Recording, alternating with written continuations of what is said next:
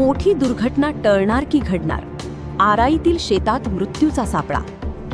24x7 news report मार्फत आम्ही विशेष वृत्तांत. नमस्कार, आपण पाहत आहात 24x7 न्यूज रिपोर्ट. आज आपण बागलाण तालुक्यातील आराई शिवारातील एका अत्यंत गंभीर आणि जीवघेण्या प्रश्नाकडे आपले लक्ष वेधणार आहोत. आराई येथील नवीन मार्केटच्या मागील बाजूस असलेल्या गट क्रमांक 501 आणि 502 मधून गेलेल्या महावितरणच्या वीज वाहिन्या सध्या धोकादायकरित्या खाली लोंबकळत आहेत. या वीज तारा इतक्या खाली आल्या आहेत की शेतात काम करणाऱ्या शेतकऱ्यांच्या अगदी जवळून जात आहेत.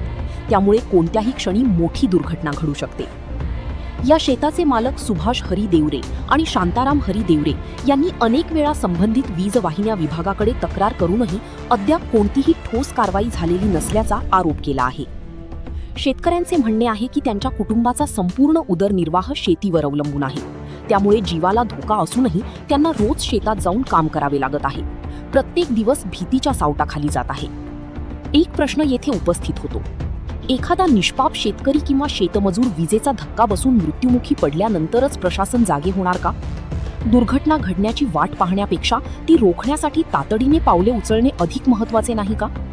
शेतकऱ्यांनी महावितरणकडे तात्काळ लोंबकळणाऱ्या वीज वाहिन्यांची दुरुस्ती करून संभाव्य दुर्घटना टाळण्याची मागणी केली आहे.